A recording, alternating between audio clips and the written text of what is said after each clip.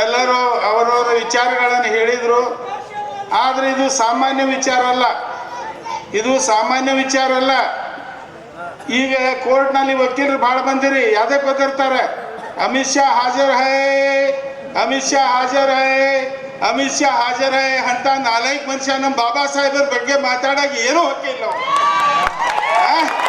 ಜೇಲ್ನಾಗ ಬಿದ್ದವ ದುಚ್ಚಾಯಿವ, ಜೇಲಿಗೆ ಬಿದ್ದು ಬಂದವ ಏನು ಇವತ್ತು ಆಳಕ್ಕೆ ಹತ್ತಾನ, ಏನು ಬೇಕಂತ ಮಾತಾಡ್ತಾನೆ. ಜೈಲಿನ ಸಲಾಖಿಯಿಂದ ಬಿದ್ದವ ಏನು ರೈಟ್ಸ್ ಐತಿ ಇವಾಗ, ಏನದ ಹೇಳಿ ನೀವು ದಯಮಾಡಿ. ಇನ್ನೂ ಎಚ್ಚರದಿಂದ ಪಟ್ಟ ಕ್ಷಮಾ ಕೇಳಿ ಎಲ್ಲ ದಲಿತರದ್ದು ಯಾರ ಮುಖಂಡರಿದ್ದಾರೆ ಕಾಲ್ ಕೈ ಹಿಡ್ಕೊಂಡ್ರೆ ಅವ ಲೈಫ್ ಐತಿ, ಇಲ್ಲಂದ್ರೆ ನಾವು ಸತ್ರು ಪರವಾಗಿಲ್ಲ, ಅವನು ಹೋರಾಟ ಮಾಡಿ ಅವನ ಮಣ್ಣೆ ಮಾಡ್ತೀವಿ.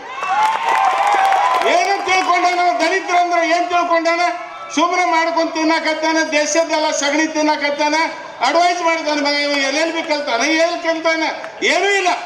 ಒಬ್ಬ ವ್ಯಾಪಾರಸ್ಥ ನನ್ನ ನೋವು ಅನಿಸ್ತದ. ನಮ್ಮ ಅಧಿಕಾರ ಬರಲಿ ಬಿಡಲಿ, ನಾವು ಯಾರಿಗೂ ಹೊಗಳಂಗಿಲ್ಲ ಬಿಡಂಗಿಲ್ಲ.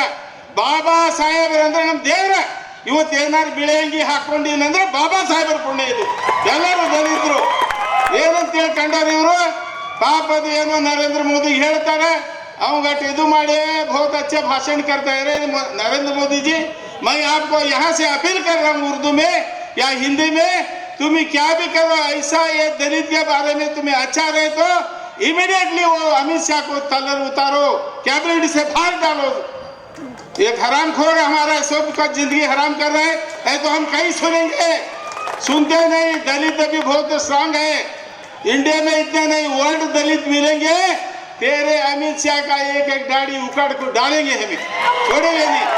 ನಾನು ಮಾತು ಮುಗಿಸ್ತೀನಿ, ಮತ್ತು ಭಾಳ ಮಾತಾಡಿದ್ರೆ ಭಾಳ ಆಗತ್ತೆ।